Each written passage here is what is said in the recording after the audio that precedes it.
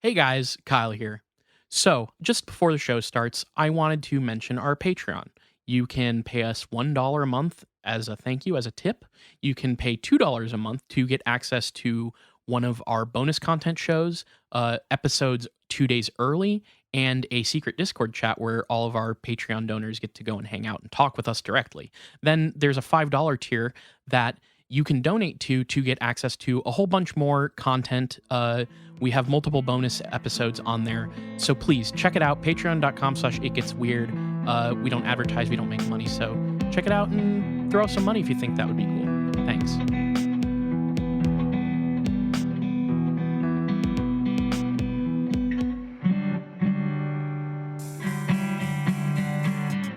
Welcome to It Gets Weird, our comedy show where we explore the unusual, the unbelievable, and the unexplained to try and make your world a little weirder.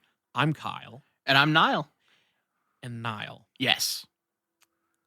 I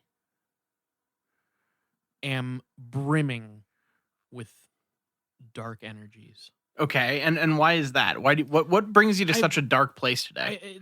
I mean, I'm feeling good. Okay, Let so me just start off with that. so is this like kind of like a dark magical energy, or not like dark but not negative? Dark magical energy. Okay. Not negative, just like, I've been summoning the forces of evil within me, and I've been listening to a lot of Behemoth and Okay, so you've been coughing and interesting. Okay. what's another band that I could show to it? Watain? I don't know. Watain. I've been listening to a lot of Watain, Black Breath. Begrudger grind? Yeah, there you go. I've been listening to a lot of just the darkest musics known to me. Okay. No, and I did it all to prepare for today's episode. Now, before we begin, we did get a very brief email. Oh, did this we? week. Yeah. Okay. We got a very brief email this week from somebody who's going by the name Lucifer. Okay. This is all very on brand, although it's spelled kind of like elite Lucifer, like Okay, so it's Lucifer like with an E or a 3 instead of an E. and like a 1 instead of an I or some shit. Well, it's spelled LOOSIF3R. So shouts out to Lucifer. Okay. Sure. Welcome to the show, Lucifer. Lucifer says, hey, been listening to the podcast, love it. Came across my YouTube feed the other day and I almost died, and I was thinking of you guys laughing. Now, it was the video that was Alex Jones rants turned into indie folk music. Oh, I've heard this. Which is a classic by extremely funny guy Nick Lutzko. And Lucifer, I just want you to know that it's a great video, and I appreciate you sharing it with us. Is that the Spirit Halloween guy? Yes. Okay. Yeah, very, very funny. And his songs are fucking amazing. So I guess this is a shout out to Nick Lutzko. Check out Nick Lutzko's stuff. I'm sure if you just like look him up on like YouTube, you'll find him. It's so funny. He also the one that really got me to notice him was the I think it's called like I Want to Be at the RNC. Yeah. And, like part of the chorus is about how he wants to hang out with Dan Bongino. Anyways, thank you, Lucifer, for the Alex Jones video. Much appreciated. So before we begin, do you have any last words? I don't know. I got some toys today. I don't know. Cool. I kind of maybe like a toy update. I feel like I've talked. I haven't talked a lot about it, but in the room we record, I have like a bookshelf that has a bunch of comics and stuff on it. But it's become my toy shelf, and I now have been like It started out with just like some wrestling stuff and a couple Marvel Legends, and now I've got like a bunch of horror figures and like John Carpenter's The Thing with the flamethrower right there. Yeah, I've got McCready in the kind of flamethrower edition. You see, Domino here is kind of getting embraced by Nimrod. Nimrod, that's his name. Yeah, big beefy boy Nimrod from X-Men. I don't know. Like today I got Alien is fucking sick. It's a NECA alien figure. Today I got a NECA Sam from Trick or Treat that has a bunch of different heads and stuff. Along with like a little Metal Sonic. Look, you know me. I love toys a lot. And I don't know. I think that a toy collection says a lot about the person collecting the toys. And every time I like leave, I'll usually like stop and like look at the toys for a moment when I'm coming and going into the room, and Mhm. it's a great collection So that Niall has accrued. what do y'all collect? Does Yeah, anyone hey, collect anything cool toy wise? send us your toy collections, or I guess just cool stuff you collect, as long as it's not like you don't collect like biological things or like body parts or something like that. Like keep that Fetuses? to yourself. Yeah. But if you collect like toys or something, that'd be cool. Go ahead and email us. itgetsweirdpodcast@gmail.com. Niall, Yes. What are we talking about today, Kyle? it's been a long time since we It's discussed. been such a long time. I think I should be going. So long, Niall. What are we talking about? Just keep that song. Serenade me while I explain this to you. I think if I sing any more of that, we owe at least like $50,000. So I'm gonna. Yeah, can't sing more than 30 seconds of that song, unfortunately. It's been a very long time since we have discussed occult darling, satanic OG Aleister Crowley. It has been a little while. Do you ever just like think about when we first started recording this show and like our first foray into certain topics, and it's like, I bet I would do an entirely different episode now. Yeah, I mean, honestly, I have considered taking a look at some of those older topics again and just being like, I would cover this very differently now. Such as, I don't know, sex magic. Yeah. Which that was, I think, the first time we got an email from a listener who was like, I'm frustrated with your coverage. And I think we both took that very hard. I would take that far less hard, but I nonetheless take it into account. Well, yeah, it just we like, I don't know, we didn't do great on that one, but like I just didn't know what I was talking about. Yeah, it's funny to say sex magic. That was basically the premise of that episode, and we've grown. Now, the thing I always think about is my Archons episode. Oh, really? Which is like episode 2. I had no idea what the fuck any of that stuff was, and I've learned so much since then. Yeah. A lot of those I think could benefit from fresh reviews for sure. Yeah. Sex Magic's one of them. I think because of that unhappy listener, I avoided Aleister Crowley for a long time. Yeah. Now I have decided I am going to someday relatively soon, I'm going to cover the storied history of Aleister Crowley. Guarantee that's a multi-part episode coming down the pipeline. Hell yeah. He is so fascinating. And the thing that I always run into is like the general internet is always like very fixated on like he's a demonic satanic worshiper, which is only kind of true. Yeah, no, it's the general idea of Satanism is not at all like what it is. Like it things are fucked. I don't know. And I would even more specifically call him an occultist and an esotericist. He's not like he honestly, the satanic like label I found is a thing that he just sort of embraced because people like feared his sort of beliefs and what he was saying. And more than anything, he was the first punk rocker. Yes. Yes. He didn't he just embraced the label and just like said fuck you society. And here's the thing. I don't want to say he was a good guy, cuz like he had some interesting things going on, and are we allowed to cover good people on this show? I'm not sure. I don't know. I think the closest we get is like the guy from Love and Saucers is like I don't know, at least coming from a nice place, but it's hard to, I guess the point is, I wouldn't say Aleister Crowley's a great guy or anything. Like, he had some weird opinions about some things, despite the fact that he's like a late 19th century, early 20th century, like openly bisexual and stuff, which is like, I don't know. Queer icon, huh? Yeah, he's got like, but then he like says weird shit too. I don't need to get into that.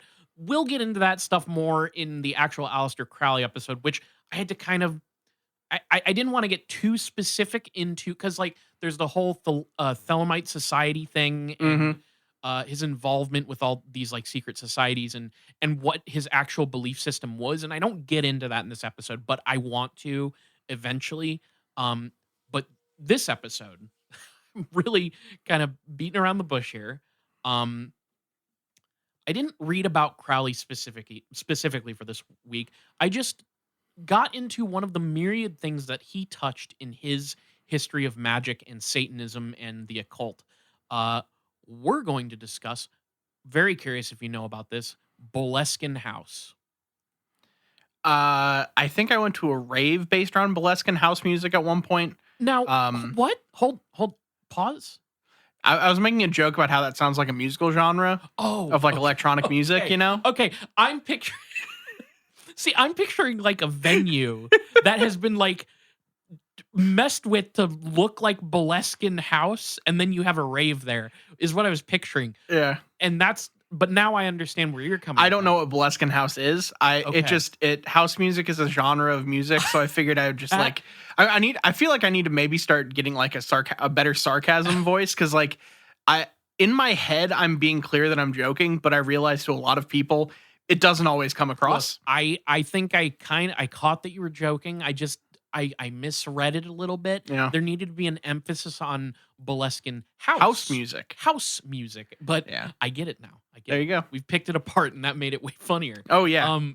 So here's the thing. I think that even if you don't know the name, you've probably heard of this thing. But maybe not named. It's the C squat of its time. It's the what? C squat? The crack rock steady squat, the like star fucking hipsters, leftover crack. I'm going back to the whole he's the first punk rocker thing. I'm doing weird polls today. My jokes are just very I know star fucking hipsters and that I know that, but what's C squat? C squat was literally like a house, or it might have been like a warehouse where they all like lived. Okay. And it was a place in New York that had like crust punk shows and shit. It's kind of like that, but it's for like doing magic rituals with your buddies from the Golden Order. So okay. So it's a lot like that. I'm gonna try to make a little cleaner jokes from here on out, because I'm really kind of doing weird polls here. Well, I think you should just honestly get more and more obscure with your polls, because that works in favor of Crowley's like esotericism. So yeah. I don't know if we've mentioned Boleskine House on the show in name. It's possible it came up in a previous episode, because Boleskine House is off the southern shore of Loch Ness. Oh, okay. Isn't that fucking crazy? That is cool. I'm into it. Yeah, it's been Boleskine House has also been referred to as the quote unquote other Loch Ness monster by a BBC documentary. So it's like the Loch Ness is about 23 miles southwest of the city of Inverness, while Boleskine House is like 20 miles south of Inverness, and it's off the coast. So it's all near that town, but off the coast. So they're just calling this house a monster. Like there's not an actual like cryptid that we're talking, or is there a cryptid type thing? Well, demon. It's a question of what was there, but they do call while Crowley was there, he gets referred to as the Beast of Boleskine House. So fantastic. The hype beast of Boleskine House. Yeah. This was the first influencer house. Yeah. You could really think of Aleister Crowley as the first influencer, really. him, or maybe he walked so Jericho could run. Yes, thank you. Yeah. I was gonna say, what's the name of the lady who also did the occult stuff and spawned like a bunch of new age religion stuff? Are you talking about the theosophist? Blavatsky. Yeah, Blavatsky. So Blavatsky's another early influencer in a way, if you really want to think about it. I do. So Boleskine House, of course, is now famous for having housed Aleister Crowley and his many rituals, but legend has it that the darkness surrounding the place predates Crowley by hundreds of years. Oh, okay. But this house probably hasn't been there, or maybe it has been. We're in fucking England. This happened here, Scotland. Yeah, the house doesn't actually get constructed until later, but it's built on grounds that are like fucked up. Okay. So, Boleskine Parish was formed in the 13th century, and a kirk, which is the Gaelic word for a church, a kirk and a graveyard were built on its spot. And there's also like a manse, which is like the priest's home, essentially. So eventually there would be a church there. So supposedly, early on in the history, a fire broke out at the original kirk that was built there, and it killed an entire congregation. Okay, grim. Gotcha. So, I actually found I found a snippet of the early history of this place from the Boleskin Bulletin, issue 8 from 2004. So it says here, this is honestly almost as fascinating to me as the actual Aleister Crowley stuff that happened. So it says a succession of ministers took charge of the parish, and it was a thankless task involving traveling the area by foot or on horseback in all weathers. Thomas Houston was noted as having to contend. There is a guy there named Thomas Houston from 1648 to 1705, and it says here that he was noted to have having contended with a notorious wizard. Awesome. Okay. Is that why he lived so long? Like that's like a pretty long life for the 1600s. Maybe it just lists those dates. I don't know whether that's how long he was at Boleskin or how long he was alive. So maybe that's just how long he was alive. Fair. So I don't know. I think he was stuck in a wizard battle for 60 years. He may have been trapped in a wizard battle. Yeah. But it says here that the wizard's name, Ancrunier Frisil, which I guess is the Fraser Crowner or Maker of Circles. I thought you could call him the Fraser Crane. The Fraser Crane. This is the wizard that summoned Fraser Crane into our universe. Jesus Christ. Okay. He's been walking the earth ever since, waiting for the day that the technology is right to produce his sitcom.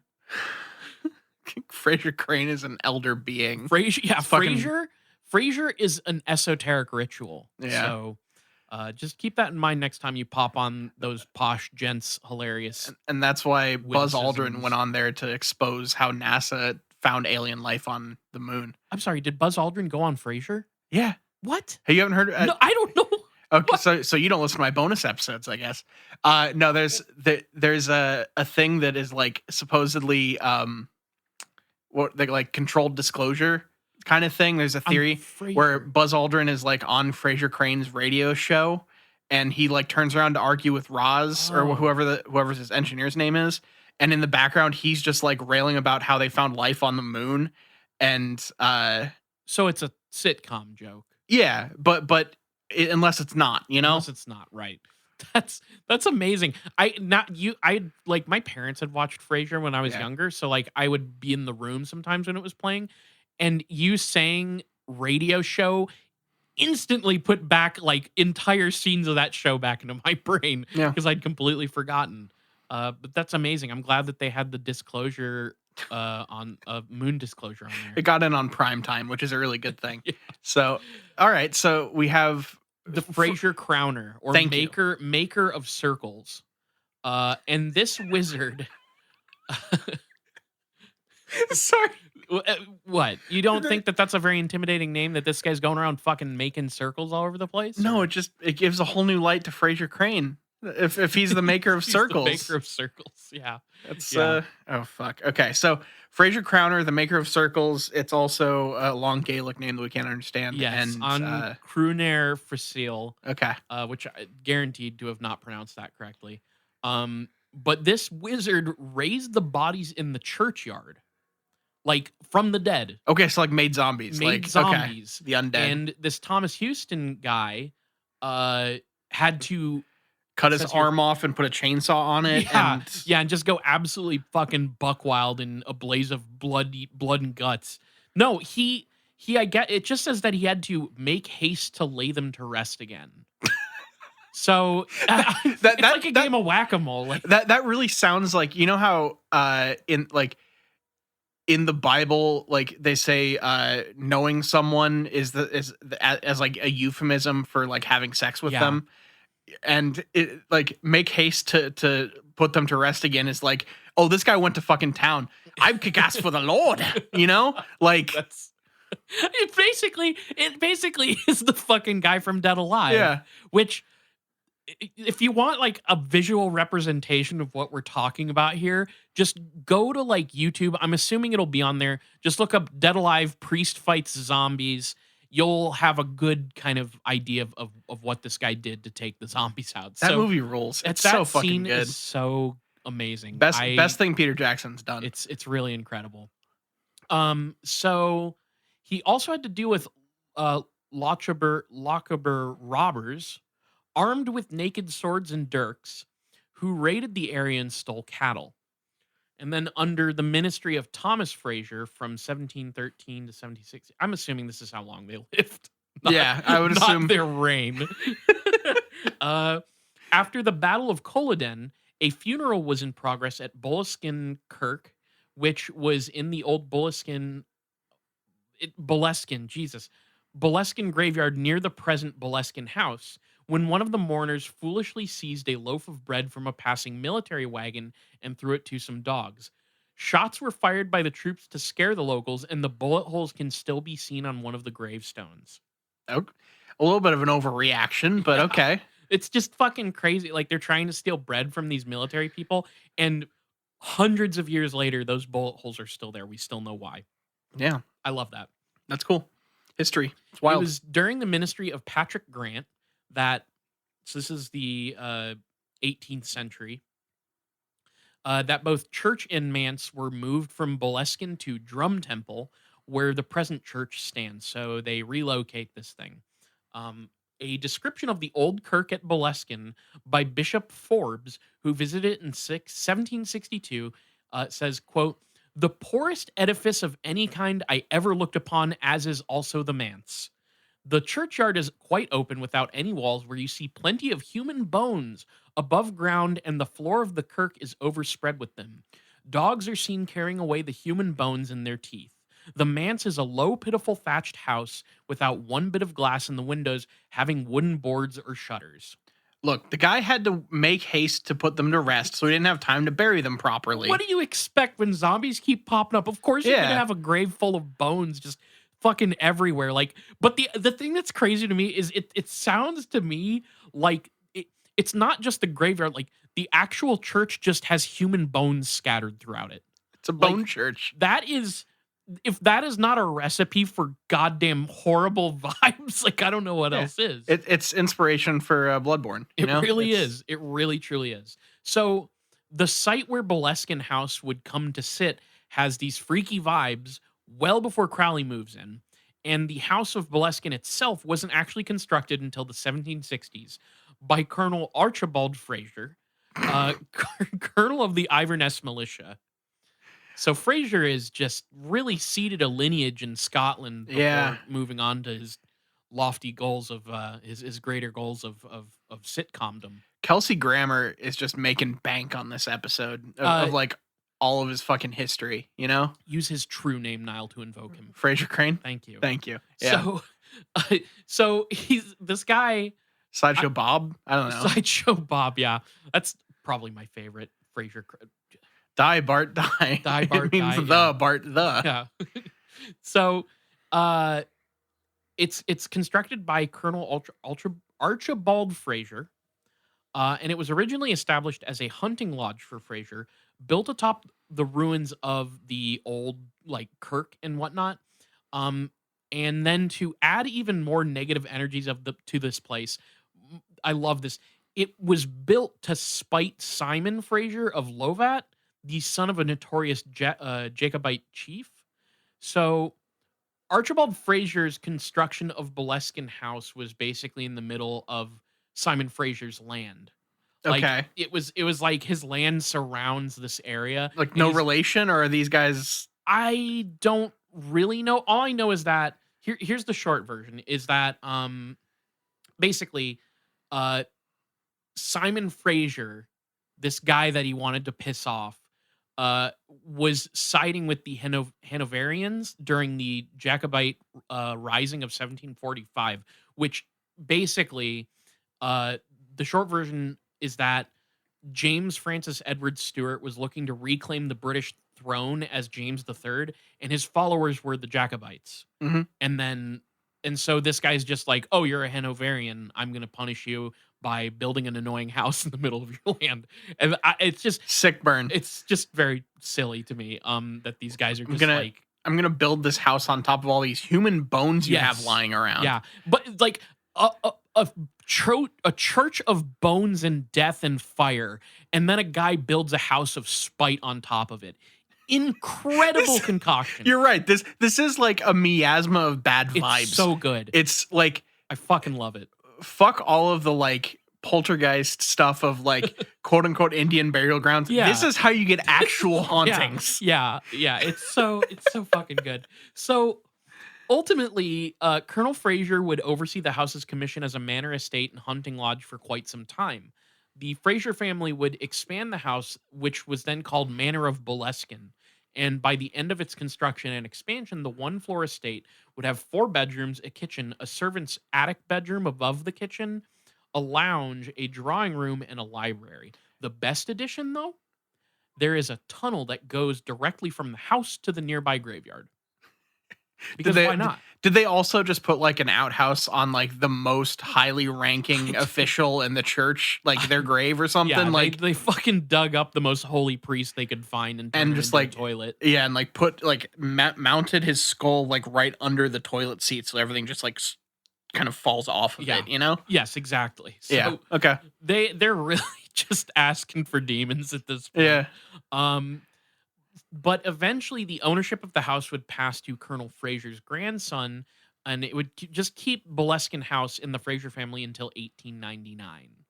Interesting. Okay. And then Aleister Crowley happens, 25 years old in 1899. And here is what he says himself in his book, The Confessions of Aleister Crowley. Apart from my daily work, my chief preoccupation was to prepare for the operation of the sacred magic. The first essential is a house in a more or less secluded situation. There should be a door opening to the north from the room of which you make your oratory. Outside this door, you construct a terrace covered with fine river sand.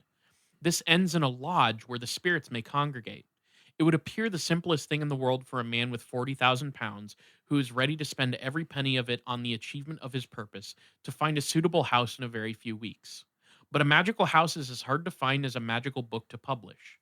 It's a magical pot to piss in. I scoured the country in vain. I drained the main vein in the pot to piss in. Not till the end of August 1899 did I find an estate which suited. This was the manor of Boleskin and Abertarf on the southeast side of Loch Ness, halfway between Inverfergay, Jesus Christ, Inverfergay and Foyers. By paying twice as much as it was worth, I got it, gave up my flat, and settled down at once to get everything in order for the great operation, which one is told to begin at Easter. Do you have to pay extra for all the bones? So he paid 2,000 monies. I don't actually know what currency it was, but I think pounds. So he paid like 2,000 pounds. It said he had 40,000 that he was willing to throw down. So he has an inheritance. Okay. That like this is stuff that I read about that we'll get into like someday in the history of Aleister Crowley, but he has an inheritance that he just like dwindles away.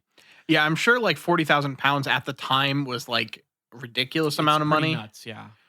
Okay. But he basically is like, I don't know why he paid double for it because it was worth 1,000. They were selling it for 1,000, and he's like, all right, we're selling this house for 1,000. I'll take it for 2,000. He got it sold. He got a little too excited by some of the stuff during the house tour. The realtor was like, this guy's got bad vibes. Yeah. And we're already basically like dealing with just surface tension left, keeping all the bad vibes in this picture. So if we add any more, this whole thing's my cup runneth over. Yeah, real estate agents like talking to his coworkers. Did you see his face when I showed him the desecrated priest's bones? Yeah.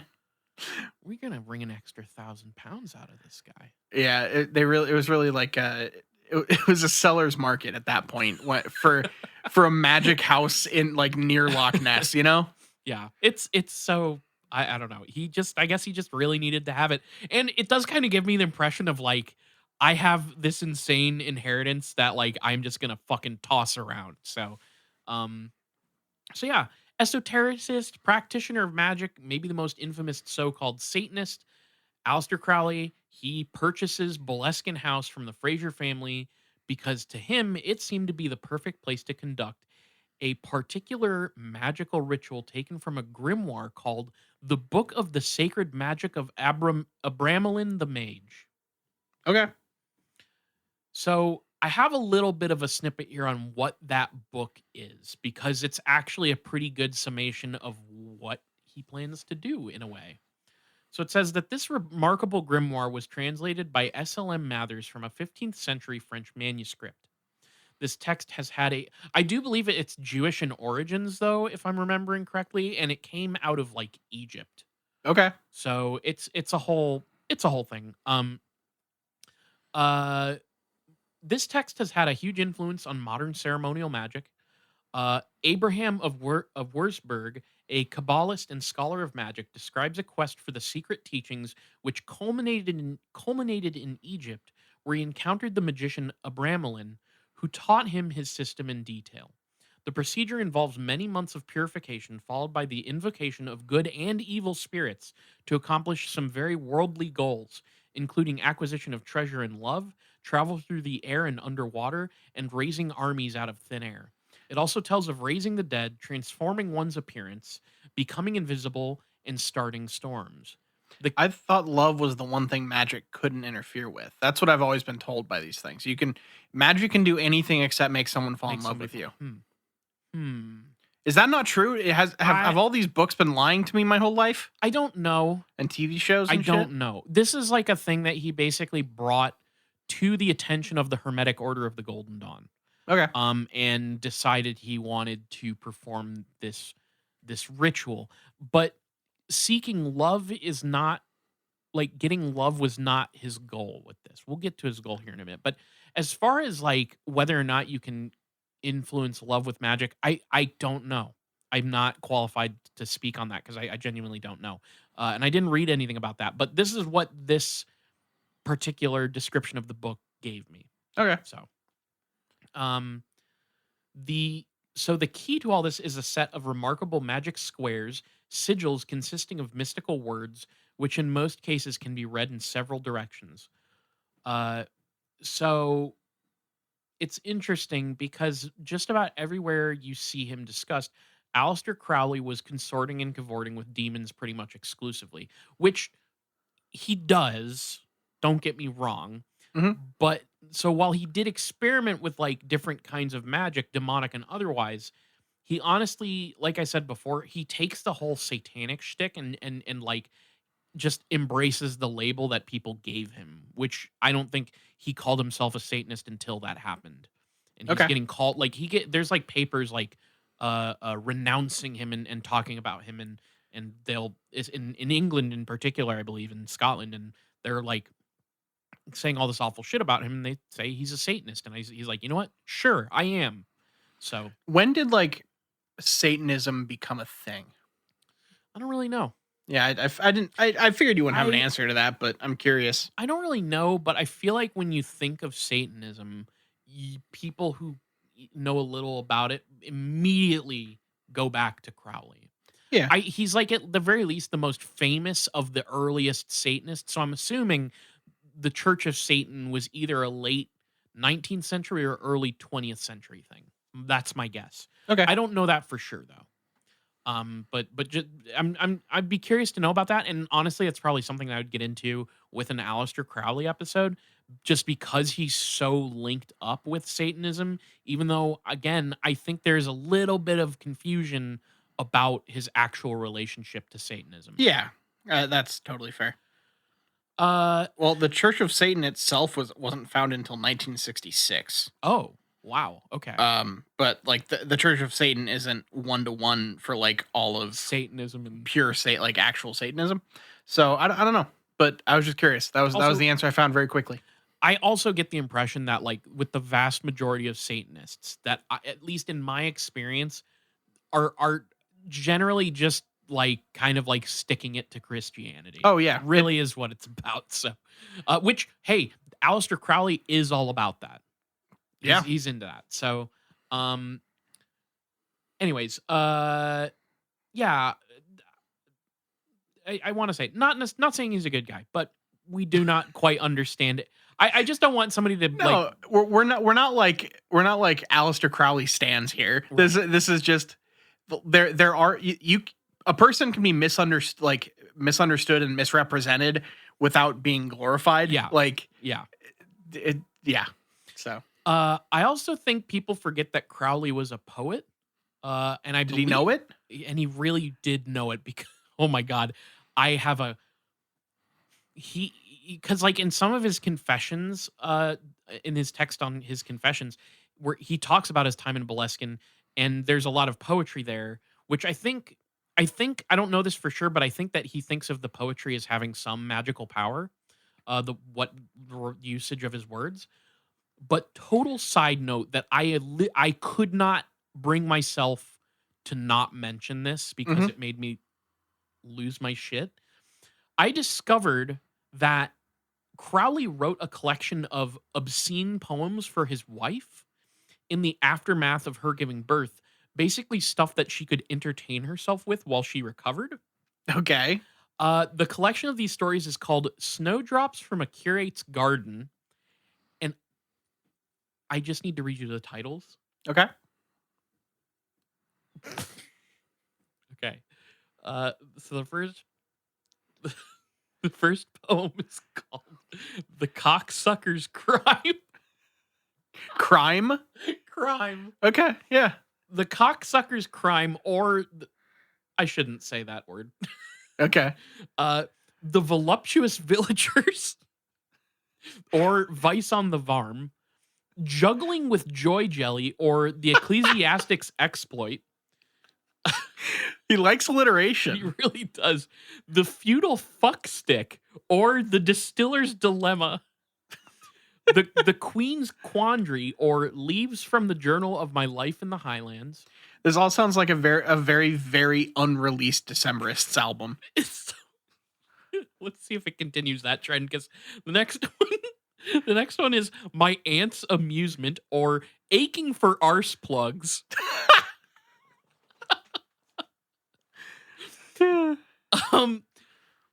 Frigging Photographers, or The Secrets of a Sommelier, which is frigging actually slang for fucking? I think it might be slang for like masturbation or something, isn't it? Oh my god, I don't know. Tupping a Tombstone, or The Corpse and the Cleric. The Birch and the Bottom, or A Milliner's Manners. And then this one's just called A Family Fuck. Okay. And then a little lazy, hey, but I'll allow it. remember when you said he was the first punk rocker? Yeah. The last poem here is titled The Casuist's Collapse and the Apotheosis of the Archbishop, also a punk's parturition. I don't know what half those words mean. Okay. So I was so amused by that I couldn't help myself. Yeah, I didn't know that Aleister Crowley wrote comedy fuck poetry. Yeah, it was straight up poetry that he was trying to make as obscene as possible just to amuse his wife. How has Tenacious D not turned this into a concept album? Like they could go uncover this entire book and they don't have to write any lyrics. Yeah, it's all done. It's very in their kind of wheelhouse. So Crowley's found a location for his magical ritual. It fits his material criteria, but also has the intense history I described. So we know about this demonic shit, right? But I think that the goal of this ritual is not often brought up. Okay. So according to the actual website for the Boleskine House, like the I think they're called the Boleskine House Foundation or something that actually owns the site now. It says that the ritual was meant to allow Crowley to speak directly with God.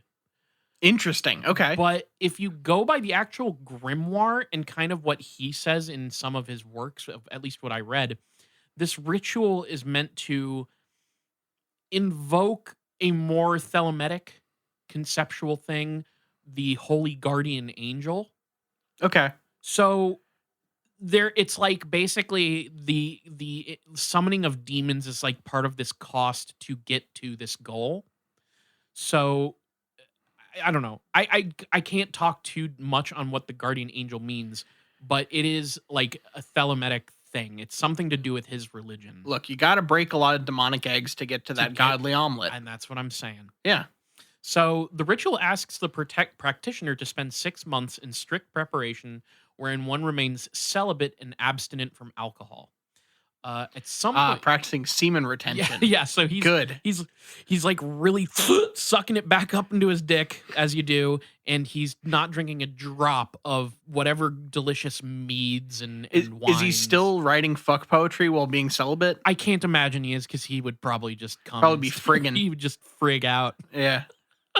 Frig Out at Denko's is my favorite Dag Nasty album. Yeah, he would just so he now here's the thing about the demonic side of things.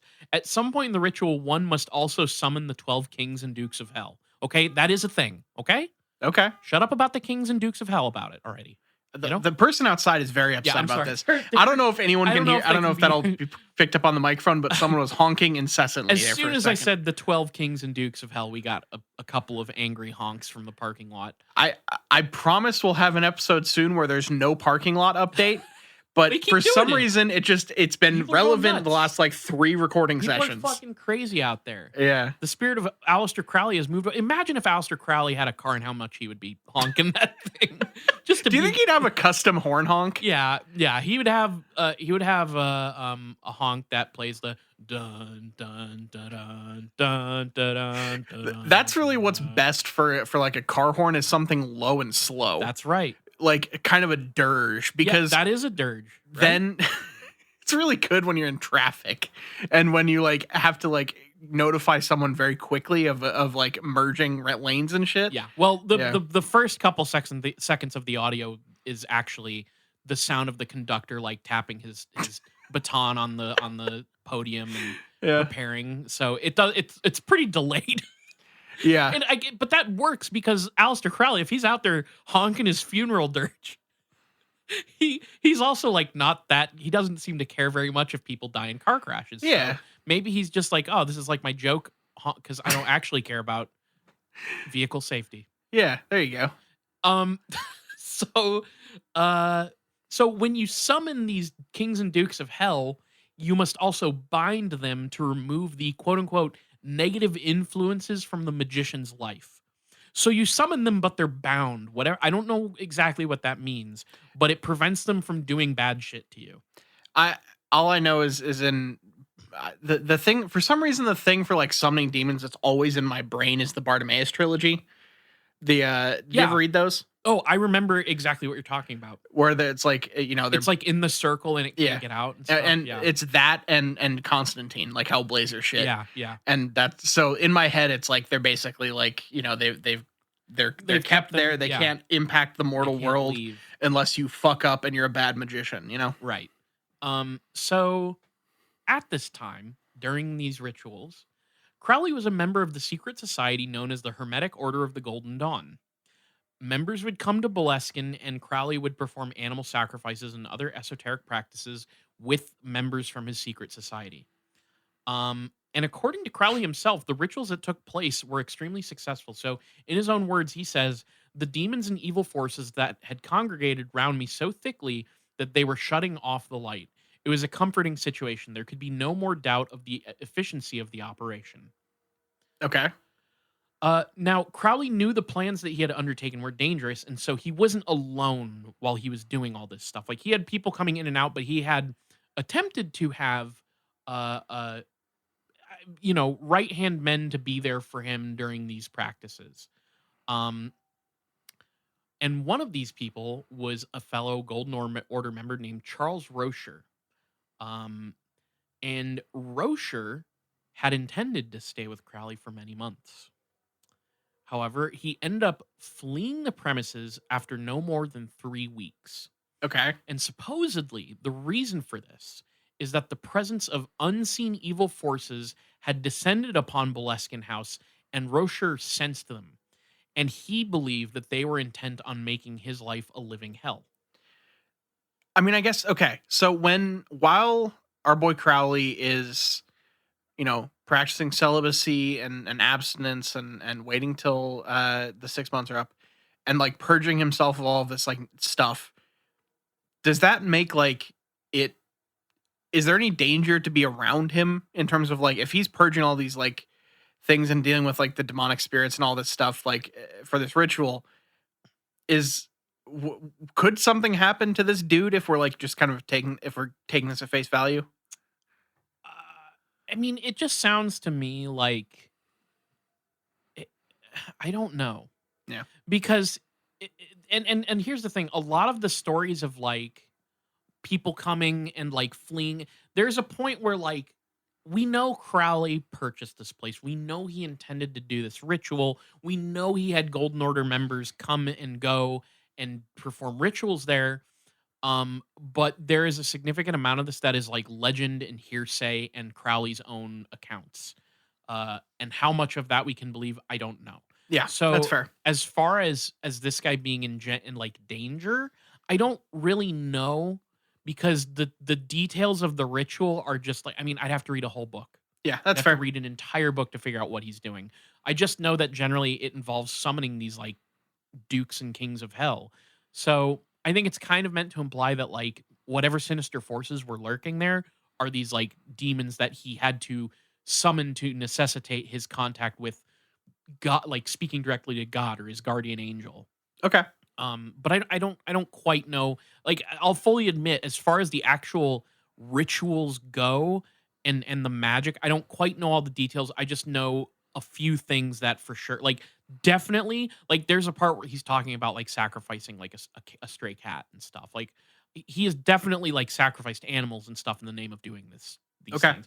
And I remember reading one about him in London, like it's very weird because he'll talk like very casually about like picking up like random like pigeons and things and just like sacrificing them. And so again, I don't think he's a great guy. I just find him interesting. No. So I don't quite know. Retweets are not endorsements. Yes, is basically what we're getting at here. So yeah, this Rocher guy ends up fleeing. And apparently Crowley didn't know that Rocher left until the butler that he had at Boleskine House told him that it happened, and they would not speak again for another 2 years. He and Rocher or the butler? Rocher. Okay. Rocher leaves and they don't speak for years. And the butler's like 2 weeks after Rocher leaves is like, hey dude, by the way, your buddy, he's been gone. Yeah. Okay.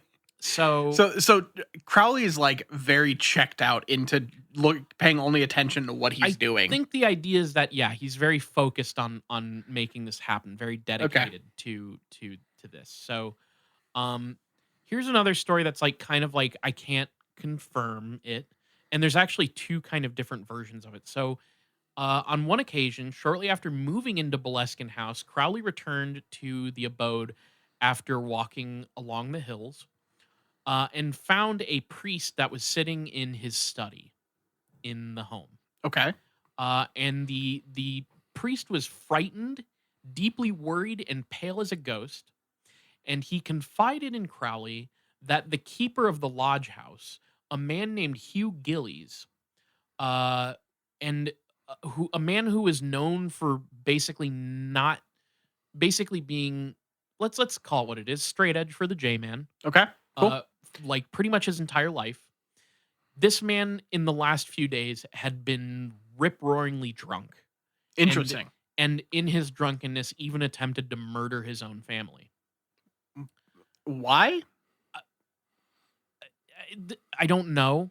Okay. The priest is going to Crowley because people knew he was up to weird shit there. Yeah. I mean, with all the shit that he's doing, I would assume people are kind of aware of the guy that's doing animal sacrifices and, at the old bone mansion. Yeah. Basically, people are attributing bad things happening in the surrounding area to his interference with dark forces. Okay. So this guy, the idea is like this guy got really drunk out of nowhere and tried to kill his own family because there's evil here now. And it's influencing the surrounding people. And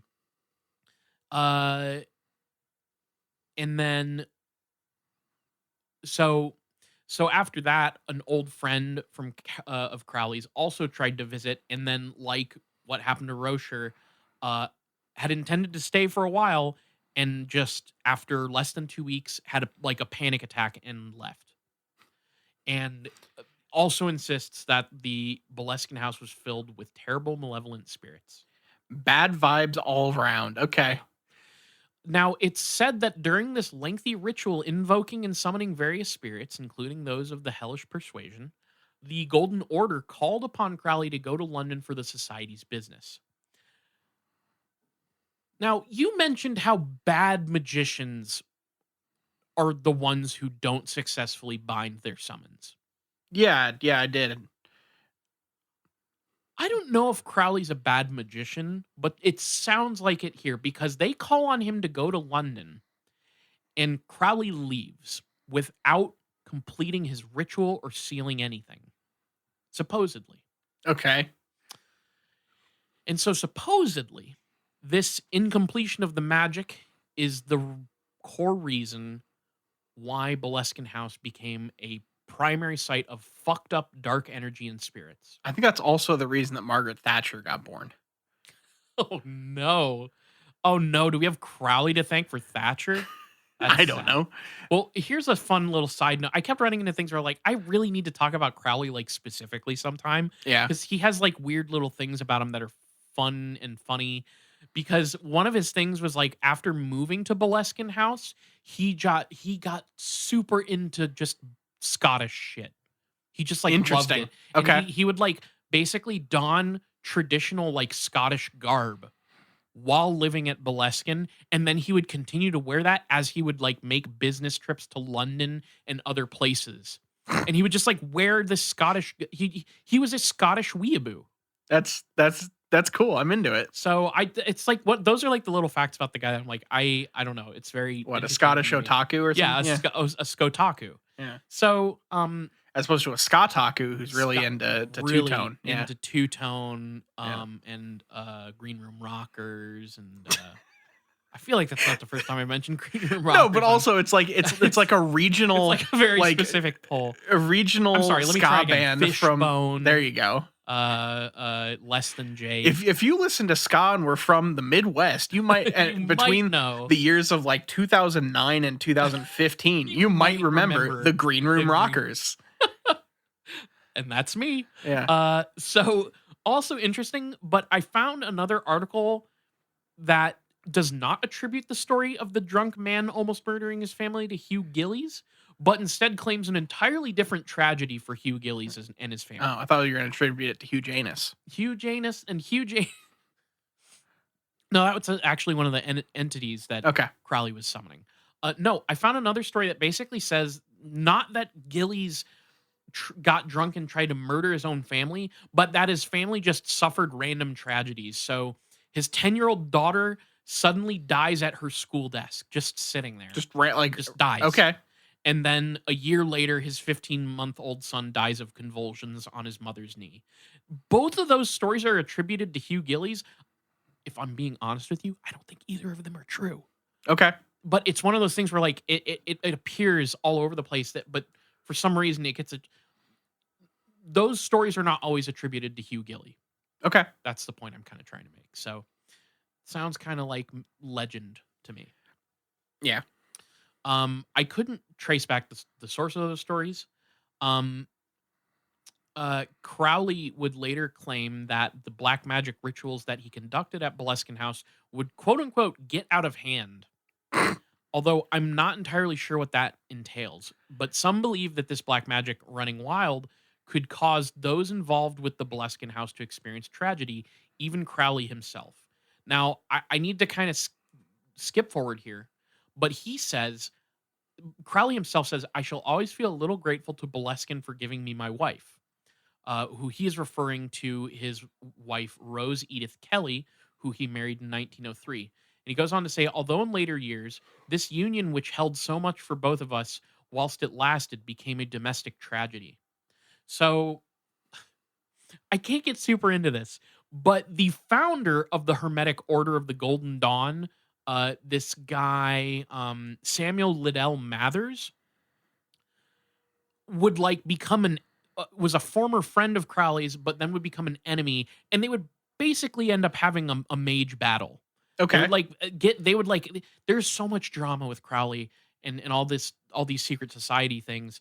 And there's a story basically where Crowley's wife, Rose, basically Mathers supposedly did some sort of magical thing to cause the pack of bloodhounds that Crowley had at the house to die under mysterious circumstances.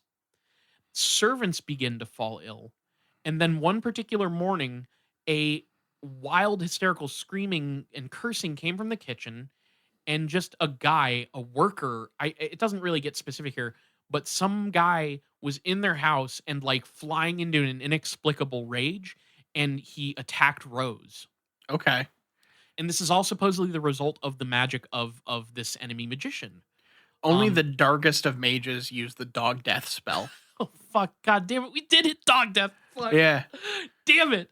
So it's been a minute. Fuck. So Rose, here's the thing. Wait, let me clear the dog death days since dog death. Yeah. Like episodes. Set that back to since, 0 for me if you don't mind. Yeah. Thank you very much.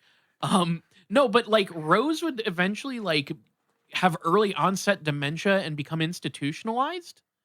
And I believe that Crowley thinks that this is all the work of the magician that he was in a fight with. Okay. So that's a whole story. I think it was just because she wanted a Pepsi and he wouldn't give it to her.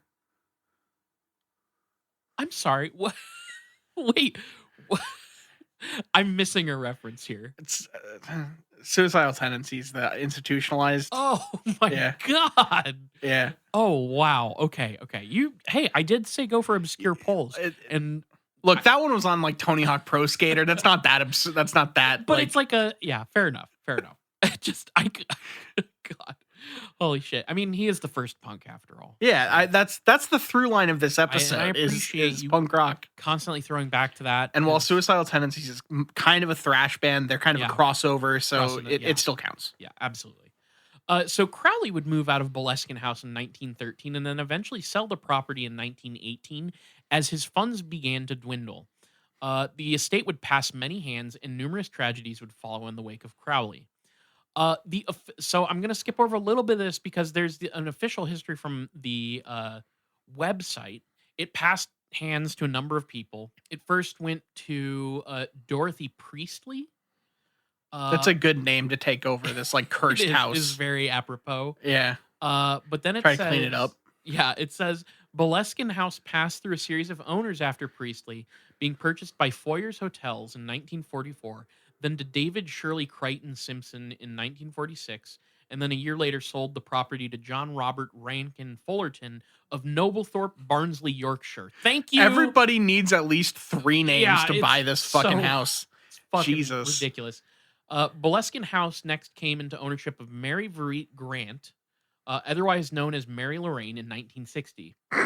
And it is alleged that whilst at an art exhibition in Inverness, Mary Lorraine met Molly Lorraine, unrelated, and the latter, who was fascinated by Boleskine's mysterious lore, wanted to buy the property.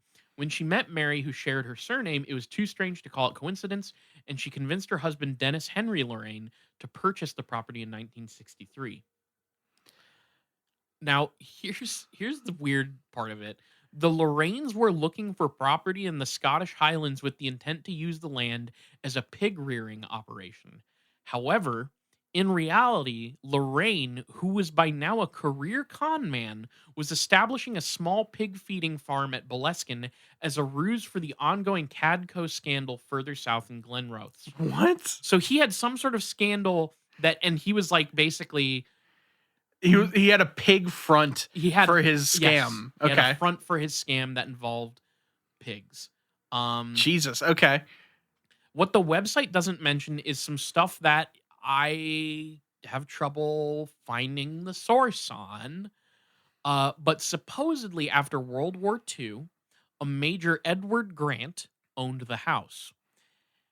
And supposedly Major Grant would commit suicide with a shotgun in 1965 in the bedroom that Crowley once conducted his rituals in. Don't know how real that is. Fair. But it's a thing that supposedly happened. It allows whoever runs this place to charge more for the tours because now it gets to be haunted. Yes. Because some guy committed suicide. Hey, Niall, no tours at Boleskine House? No. Okay. We'll get there. So, here's where it gets extra spurious. Just I don't believe any of this happened, but supposedly Grant's housekeeper, Anna McLaren, was the unfortunate person who stumbled on the body of the major. And this was after she had supposedly had a premonition that he was going to do this. She had a premonition, supposedly, that she had heard gunshots like a week prior and went to check, and there was nothing there. And then she heard gunshots again, went and checked on him. Oh, he actually committed suicide. Okay. Maybe you should have told somebody. Yeah. So, well, she didn't see anything. And but yeah, so she reaches the house and she can see standing by the door the major's dog, a little dog by the name of Pickawig. Fantastic. Okay. And lots of good names in this episode. She notices that Pickawig is playing with a little piece of bone. Oh, good. And she, I love how the story says this because it just says here, she asked him where he got it. So, you know, she's like leaning down to the little dog, like, oh, where'd you get the piece of bone, little doggy? And she grabs it from him and heads to the bedroom, and she finds it was a piece of Edward Grant's skull, and blood's everywhere. Yeah, I mean, it's a shotgun. Like it's gonna be messy. You can kind of understand where this is all going. So that supposedly happened. I don't think it did, but it supposedly happened. I mean, it's honestly more believable than a 6-month semen retention ritual that allows you to speak to God. Okay. Fair. So like the fact that out of this entire episode, the thing you're like, I don't think this happened is a guy committing suicide is like a little weird, but I'm with it. I mean, what I mean by that is I couldn't find sources on it. And it's just one of a number of things that just seem to be like Aleister Crowley was here and he made all this dark shit happen, man. That's fair. And so the reason I say I don't think it happened is it just sounds like urban legend shit to me. To me, it sounds like PTSD, but you know. Well, okay. I don't know. Maybe it did happen. Yeah. But I could not find any good source on it that wasn't like an article saying it happened. I really respect your journalistic integrity in this time. Thank you for doing that. I appreciate it. Yeah, this guy fucking blew his brains out with a shotgun. Allegedly. Allegedly. It's hard to tell for sure. The website, what was really weird is that, so the website, the official website, does not mention that a guy shot himself in the face with a shotgun. And it also doesn't mention that this is a weird thing I had to go find. The Lorraine pig feeding farm scam was done in partnership with a Hollywood film actor named George Raft. Interesting. Okay. So there is just like and I like looked at the guy's Wikipedia page and he has like a history of like criminal activity. He was like had like associations with like the mob and stuff, but he was also like a Hollywood film actor and he would like play gangsters in movies. And there's like a quote and there's just like, people should have known because he's just like, yeah, I didn't really think of myself as an actor. I just wanted to play myself. Yeah. That name sounds familiar for some reason. Very weird. I don't quite understand that whole scenario there, but everywhere I went, they're like, yep, George Raft and Lorraine made a pig scandal. So at Boleskine House. However, Niall, the most famous owner. He was in the original Scarface. Okay. That's right. And Around the World in 80 Days and Some Like It Hot. This guy was in a lot of movies. He's also, I think, a criminal. Sure. Yeah, I'm with it. Kind of fun. He looks like a gangster. Anyway. Niall, do you know who the most famous owner of Boleskine House was? Other than Crowley? Mm-hmm. Bono. You're on an interesting trail, but no, it was not Bono. Okay. It was, of course, Led Zeppelin guitarist Jimmy Page. Okay. I was in the right ballpark. You were in exactly. Apparently, and here's the other weird thing. Apparently, Page's interest in Boleskine House was piqued after hearing that filmmaker Kenneth Anger had briefly rented the house in 1969 because he had an interest in the occult. And I think he was like filming something there. So, and I think he also ended up filming the Led Zeppelin like documentary. Okay. So in 1970, Page, if I got that wrong, I apologize, but I think that's what it was.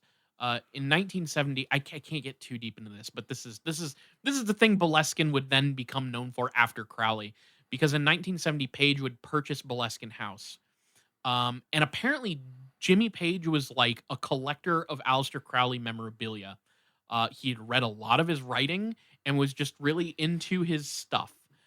When I kind of like looked at interviews with Jimmy Page, he's a little non-committal where he's like, I don't want to tell people what I believe or like affirm any like particular thing, but I did find this stuff fascinating is kind of his general. Yeah, didn't like Led Zeppelin use like symbols as the like loop their zoom. name? Yeah. Those symbols like represent each member, if I remember correctly. Yeah.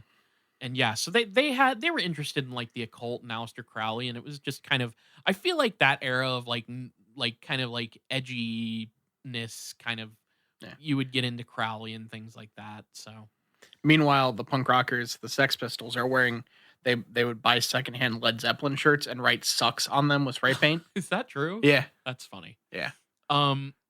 So just a bunch of really cool background. guys. What's the guy from the main guy from the Sex? Johnny Rotten. Johnny Rotten. Or very cool dude, just like Jimmy Page. Just he loves this some random specific brand of butter.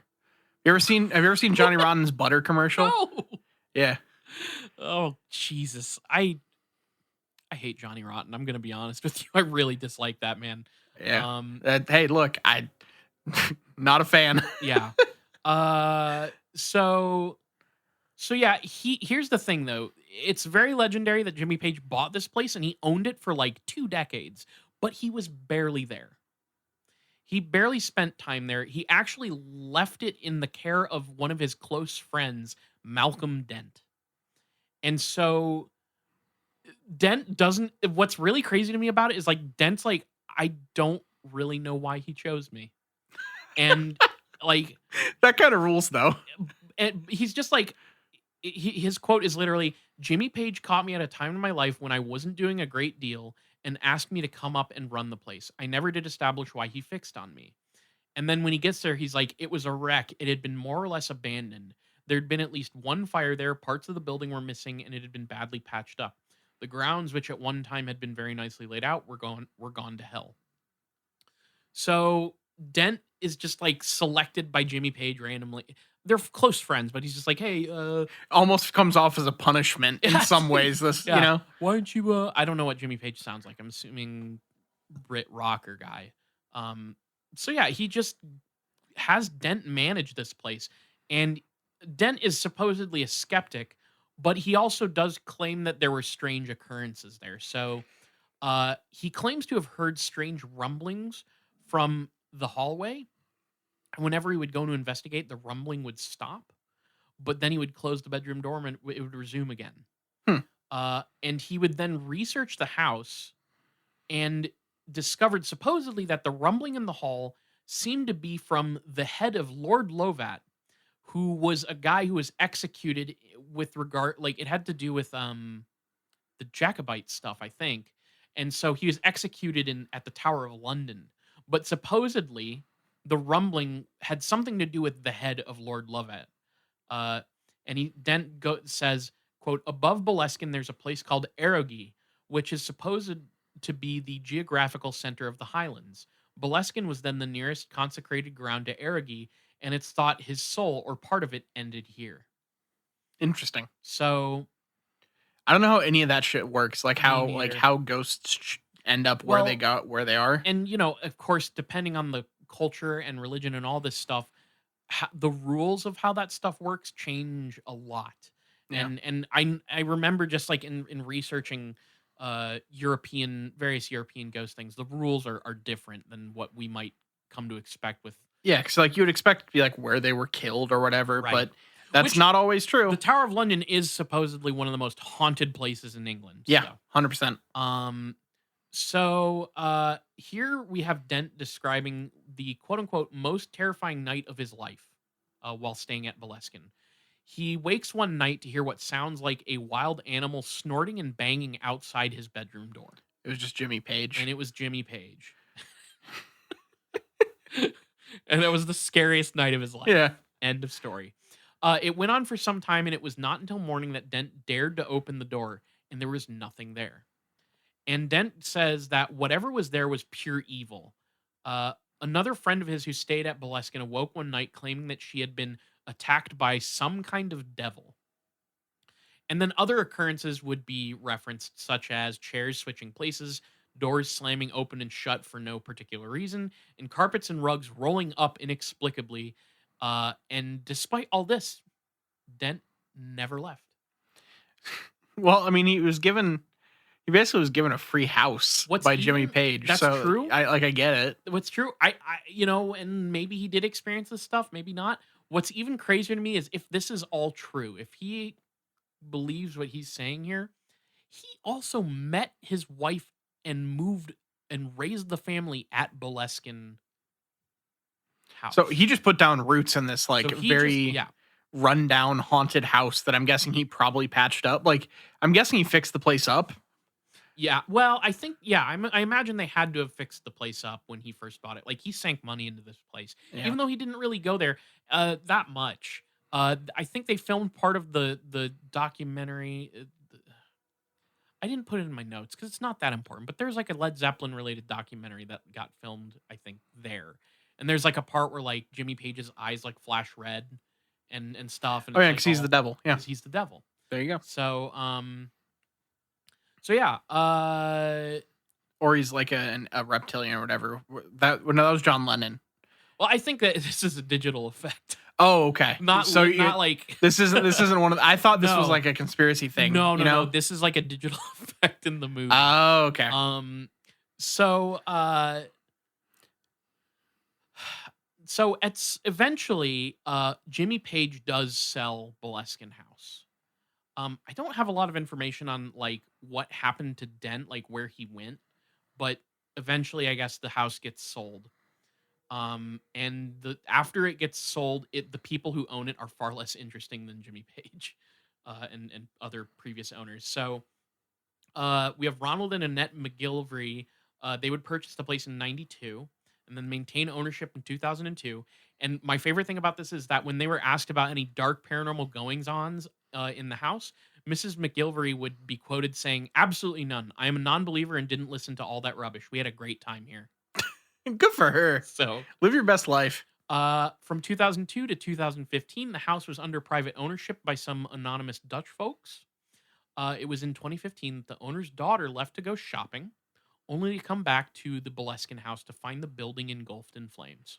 Interesting. So it's entirely just burned down. So that shit, all the interior is pretty much destroyed. There were no casualties. Nobody was in the house at the time, but it's just internal. It's just gone. Okay. The place is now owned by the Boleskine House Foundation. And in 2019, another fire, seemingly to have been started by arson, happened in June of 2019.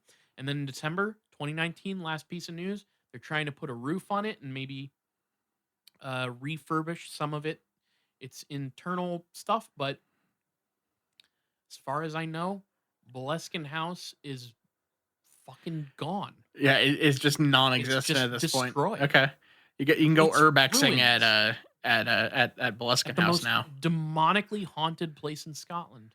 Bad Vibes Central. Bad Vibes Central. That is the story of Boleskine House. There's some other stuff and a lot of other things that I would love to get into with just Crowley in general. Yeah, that sounds like an episode in and of itself, if not multiple. Oh, if we do an Aleister Crowley episode, it will be at least 3 parts. Yeah, I guarantee it. The amount of shit that I have read in my sort of like researching phases of podcast episodes, he has so much going on, and I would love to talk about it. Yeah, I'll do it.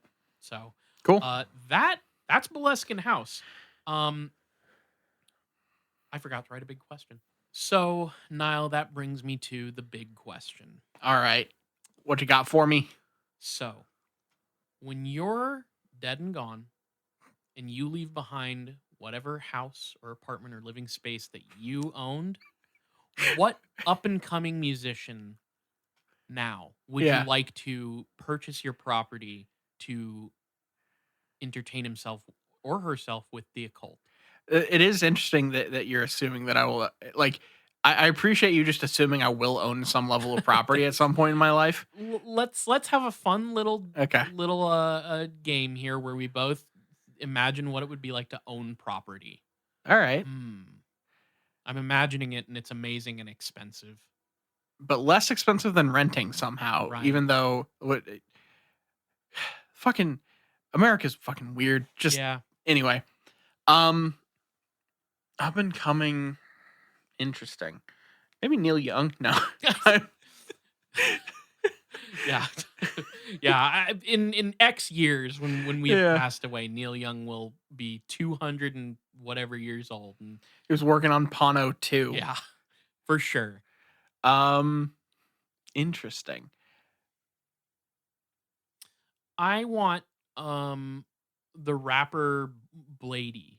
Is that how do you pronounce it? I honestly don't know. Do you know who I'm talking about? I think I'm vaguely aware, but not really. No. Bladee. I don't like their music at all. So but why are you just want them to have a place to live? I want that. I want Bladee and that whole scene to be overtaken by my occult presence, my spirit in the afterlife, and I want it to fundamentally warp his music style. And so I think they're the people who say like the Drain Gang shit. So maybe they'll say like Demon Gang, Ghost Gang, Rise Up, something like that. I don't really know, but that was like the first. I couldn't think of like young artists. Yeah. So I just went with the first one that it's interesting that that's the first young band that you like young. Well, I thought about it because it's like somebody much younger than me showed it to me, and I was like, I don't fucking get this at all.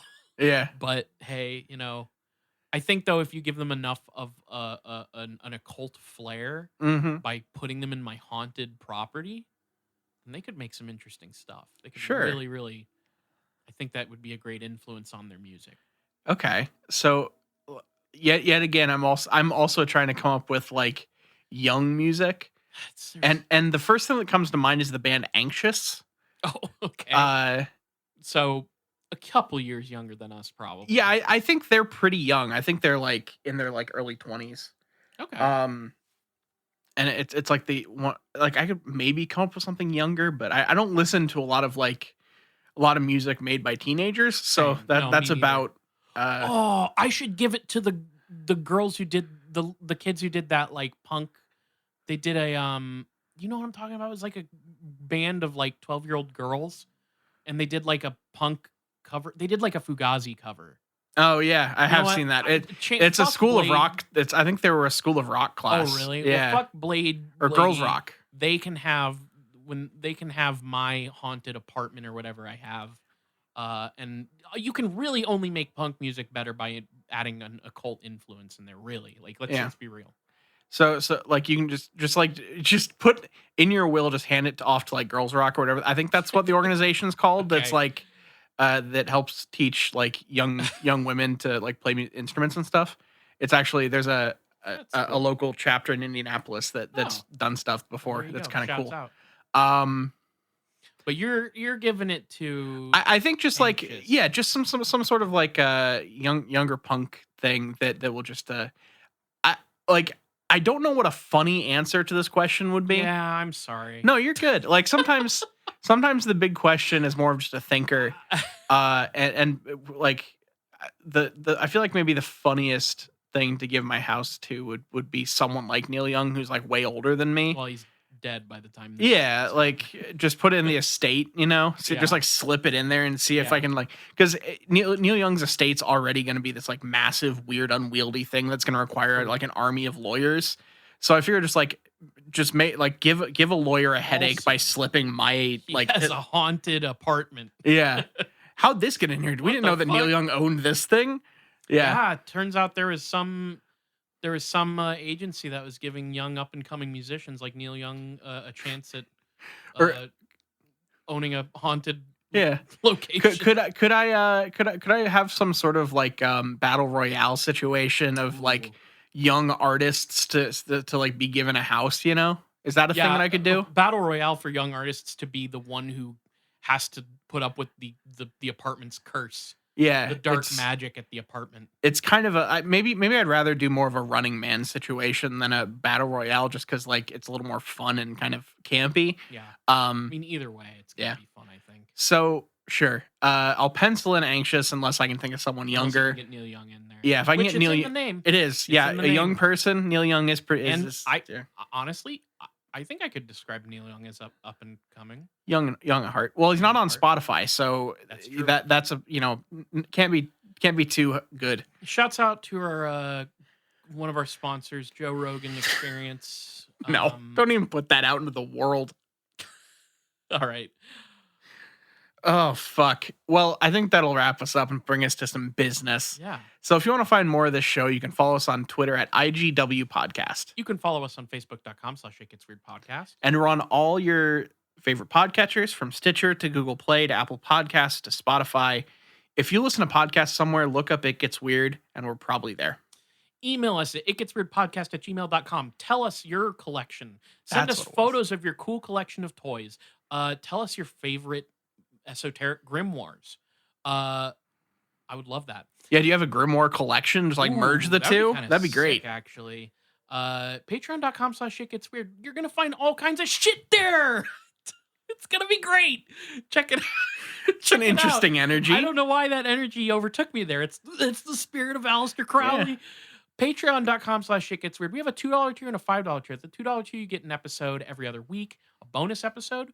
We're doing It Gets Weird TV. We're talking about Gravity Falls on there right now. If you donate to the $5 tier, you get that show plus a show on the It Gets Weird TV off weeks. So you're getting a bonus episode every single week at the $5 tier. Whether or not you're donating to the $2 tier or the $5 tier, you get access to the main show 2 days early on Friday instead of Sunday. You get access to our sick-ass Discord, where there's a whole bunch of cool folks in there chatting about Bigfoot, about Mothman, aliens, all kinds of stuff. We have a Sonic thumbs up emoji. Sonic thumbs up emoji now. That was a great addition. People have been talking about anime, which has been great for me.